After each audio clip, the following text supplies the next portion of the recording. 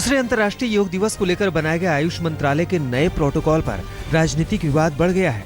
मंत्रालय ने आदेश दिए हैं कि 21 जून को सामूहिक योग कार्यक्रम के दौरान ओम का उच्चारण करना जरूरी होगा। तमाम विपक्षी दलों सहित मुस्लिम धर्मगुरुओं ने इस पर ऐतराज जताया। हालांकि बीजेपी के श्रीकांत शर्मा ने कहा है कि कार्यक्रम में ओम बोलना अनिवार्य नहीं है। तो ये भ्रांतियां जो फैलाने की कोशिश की जा रही है, कलर के साथ धर्म के साथ जोड़ने की कहीं कोशिश की जा रही है, बहुत अनफॉर्चुनेट है। हम इसकी निंदा करते हैं और हम स्पष्ट करते हैं कि इसमें कहीं पर भी किसी के ऊपर भी किसी भी तरह का कोई दबाव नहीं है। अंतर्राष्ट्रीय योग दिवस के लिए बनाए गए प्रोग्राम चार्टर के मुताबिक योग दिवस पर कुल 45 मिनट का कार्यक्रम होगा। इसमें 2 मिनट प्रार्थना होगी और इसके बाद 13 योगासन किए जाएंगे। प्रधानमंत्री नरेंद्र मोदी ने देश के 11 राज्यों में फैले सूखे पर एक उच्च स्तरीय बैठक की। इस बैठक में केंद्र सरकार के मंत्रियों समेत कई राज्यों के मुख्यमंत्री भी शामिल रहे। इस दौरान राज्यों में सूखे की स्थिति का जायजा लिया गया। साथ ही नए जलाशय बनाने और जलाशय संरक्षण पर चर्चा हुई। उत्तराखंड में फ्लोर टेस्ट के बाद भले ही कांग्रेस को राहत मिली हो, लेकिन सियासी दांवपेच अभी भी जारी है। संभावना जताई जा रही है कि कांग्रेस के 9 बागी विधायक बुधवार को हो सकते हैं। दिल्ली में बीजेपी अध्यक्ष अमित शाह के साथ उत्तराखंड बीजेपी कोर ग्रुप की बैठक के बाद कांग्रेस के बागी विधायक शाह की मौजूदगी में ही बीजेपी में शामिल होंगे। भविष्य में दिल्ली की मेट्रो ट्रेन बिना ड्राइवर के चलेंगी। इसके ट्रायल पर दिल्ली के मुख्यमंत्री अरविंद केजरीवाल और केंद्रीय शहरी विकास मंत्री वेंकैया नायडू ने बिना ड्राइवर वाली ट्रेन को हरी झंडी दिखाई। बिना ड्राइवर वाली देश की पहली मेट्रो ट्रेन को दिसंबर 2016 में चलाने की तैयारी है। दिल्ली नगर निगम के 13 वार्डों पर हुए उपचुनाव में सभी सीटों के नतीजे आ गए। दिल्ली की सत्ताधारी आम आदमी पार्टी को 5, कांग्रेस को 4, जबकि बीजेपी को 3 सीटों में जीत मिली है। भाटी माइंस से निर्दलीय राजेंद्र तंवर ने जीत दर्ज की है। कांग्रेसी खेमे में जीत की खुशी साफ झलकती दिखी। वहीं तेखंड वार्ड में आप नेताओं ने अपने उम्मीदवार की जीत के बाद जमकर नोट उड़ाए। समाजवादी पार्टी ने राज्यसभा के उम्मीदवारों की लिस्ट में अमर सिंह के नाम का ऐलान किया है। दूसरा नाम है श्री अमर सिंह। पार्टी की संसदीय बोर्ड बैठक में अमर सिंह का नाम रखे जाने के बाद सभी सदस्यों ने सहमति जताई। जाहिर है कि अमर सिंह एक बार फिर मुलायम सिंह के करीब आ गए हैं। इस पर आजम खान ने नाराजगी भी जताई है। पार्लियामेंट्री बोर्ड में जी अपनी अपनी बात सबने रखी जी, इसीलिए हम कह रहे हैं ये दुखद प्रकरण है। चीन की सेना पीपल्स लिबरेशन आर्मी अब लद्दाख की एलएसी पर भारतीय फौजियों की तैनाती की जानकारी लेने के लिए सरहदी गांव वालों पर दबाव बना रही है। बीते हफ्ते एलएसी के नजदीक एक गांव के सरपंच को एक अजनबी ने कॉल किया। उसने खुद को भारतीय इंटेलिजेंस अफसर बताते हुए सरपंच से भारतीय सेना की तैनाती और सरहदी इलाके में सड़क निर्माण की जानकारी भी मांगी। महाराष्ट्र के राजस्व मंत्री एकनाथ खड़से अब एक और नए विवाद में घिर गए हैं। खड़से पर अपने प्रभाव का इस्तेमाल कर गैर कानूनी ढंग से दामाद की लिमोजिन गाड़ी के रजिस्ट्रेशन का आरोप लगा है। ये आरोप सामाजिक कार्यकर्ता अंजलि दमानिया ने लगाए हैं। इससे पहले खड़से के निजी सचिव बताए गए गजानन पाटिल को एंटी करप्शन ब्यूरो 30 करोड़ की रिश्वत मांगने के आरोप में गिरफ्तार कर चुकी है। इस मामले में कांग्रेस ने खड़से की एसीबी जांच की भी मांग उठाई।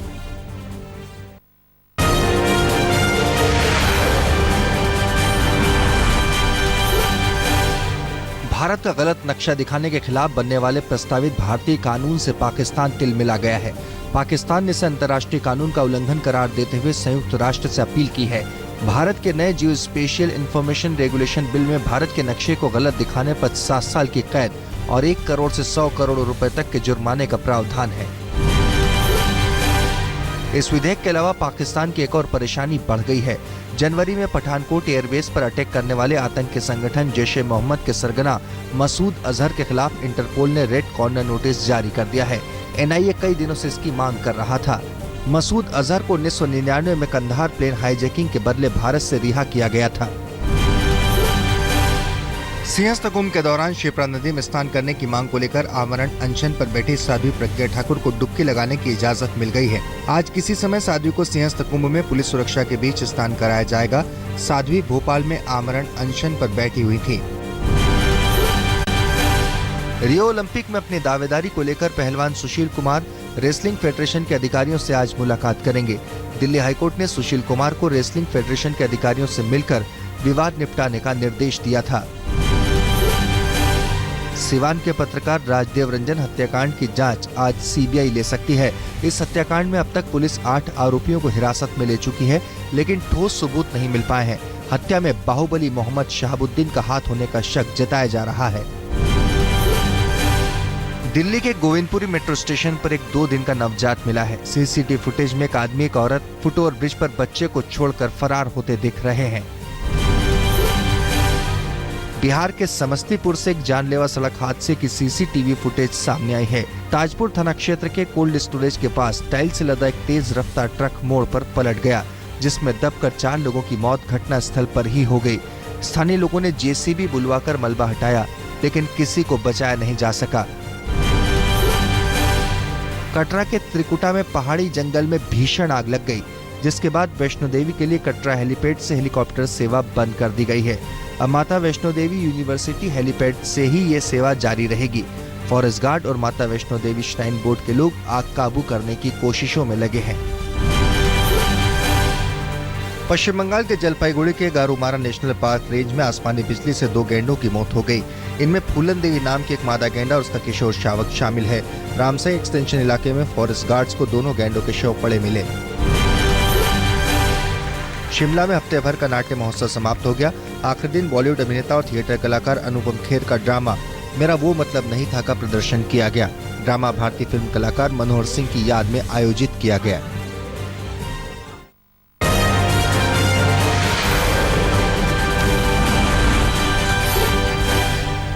दिल्ली की अमर कॉलोनी में युवती ने छेड़छाड़ का विरोध किया तो बदमाशों ने उस पर हमला बोल दिया। लड़की के दोस्त को भी विरोध करने पर बुरी तरह पीटा गया। पीड़ित के मुताबिक घटना की सीसीटीवी फुटेज के आधार पर पुलिस ने मामला दर्ज करने में देर की। लड़की के सोशल मीडिया पर वारदात का जिक्र करने के बाद मामला दर्ज किया गया। दिल्ली में एनडीएमसी लॉ ऑफिसर के हत्याकांड में 3 लोगों को हिरासत में लिया गया है, जबकि मामले में चौथे शख्स की तलाश जारी है।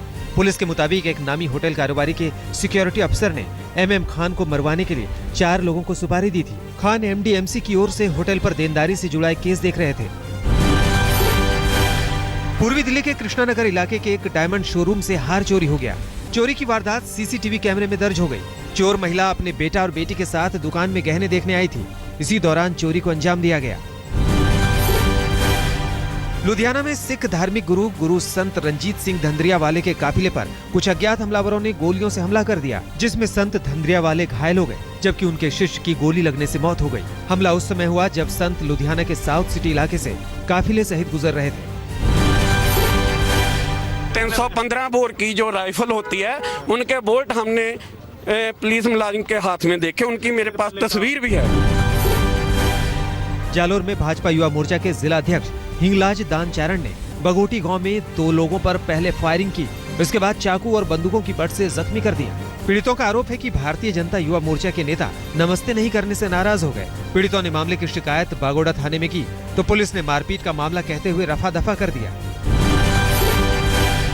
इंदौर में पुलिस ने एक सेक्स रैकेट का भांडाफोड़ करते हुए 4 पुरुष और 4 महिलाओं को गिरफ्तार किया है। स्तरवटे बस स्टैंड के नजदीक हनी पैलेस होटल पर दबिश के दौरान नकदी और करीब 10 मोबाइल भी जब्त हुए हैं। पुलिस के मुताबिक कई महीनों से इस होटल में अवैध तरीके से देह व्यापार का धंधा चल रहा था। मुरादाबाद पुलिस ने भी शहर के एक होटल में चल रहे सेक्स रैकेट का भांडाफोड़ किया है। छापेमारी में कई लड़के और लड़कियों को हिरासत में लिया गया है। छपरा के रिविलगंज में 2 युवकों का शव मिलने से सनसनी फैल गई। मामला दिलियार हिमपुर पंचायत का है। यहाँ दोनों युवकों के शव नदी किनारे मिले। स्थानीय लोगों के मुताबिक दोनों की मौत अवैध शराब पीने से हुई है। लोगों ने बताया कि दोनों इलाके के एक अवैध शराब अड्डे पर आते जाते रहते थे। आंध्र प्रदेश के काकीनाडा में एक वकील ने तेलुगु देशम पार्टी के एमपी पर अपने बच्चों की नग्न तस्वीरें उतारने का आरोप लगाया है। वकील ने इस बाबत राष्ट्रीय बाल आयोग को चिट्ठी लिखकर शिकायत की है। राज्य आयोग ने इस मामले में पॉक्सो एक्ट के तहत डीजीपी को जांच के आदेश दिए हैं।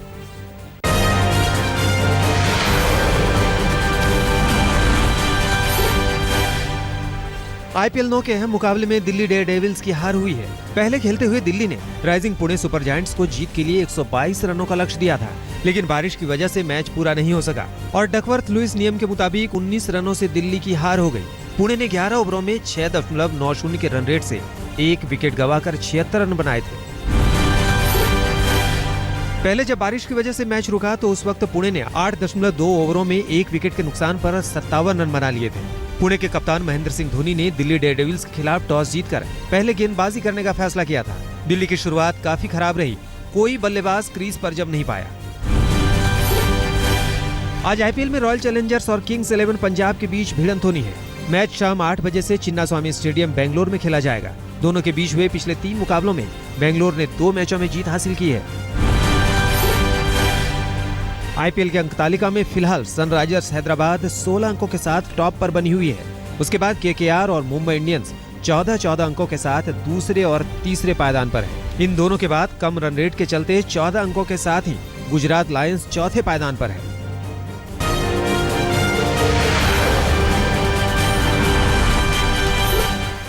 कनाडा के फोर्ट मैकमरे के जंगलों में लगी आग उत्तर में तेल उत्पादक यूनिट्स की तरफ फैल गई है, जिससे इन यूनिट्स को बंद करना पड़ा है। इस वजह से कनाडा के तेल उत्पादन में 10 लाख बैरल प्रतिदिन की कमी आई है। तेल उत्पादन यूनिट में काम करने वाले करीब 4000 कर्मचारियों को जंगल से सुरक्षित बाहर निकाला गया है। पेरू के हुआन कावेलिका रीजन में परंपरागत टोरो शूटे बुल फाइटिंग फेस्टिवल के दौरान बिगड़े कई सांडों ने एरेना में कोहराम मचा दिया। भड़के हुए सांडों के इस हमले में 8 लोग जख्मी हो गए। हादसा उस वक्त हुआ जब घुड़सवार स्टेडियम में सांडों की परेड करवा रहे थे। तभी अचानक सांड बिगड़ गए और स्टेडियम में अफरा तफरी मच गई। अमेरिका के पोर्टलैंड में मेन शहर के आसमान पर मंगलवार के तड़के एक तेज चमकता हुआ उल्कापिंड नजर आया, जिसकी रोशनी में पूरा इलाका नहा उठा। हालांकि ये पिंड धरती तक पहुंचने से पहले ही खत्म हो गया। मेन पुलिस विभाग की कार के डैशबोर्ड कैमरे में ये नजारा दर्ज हो गया।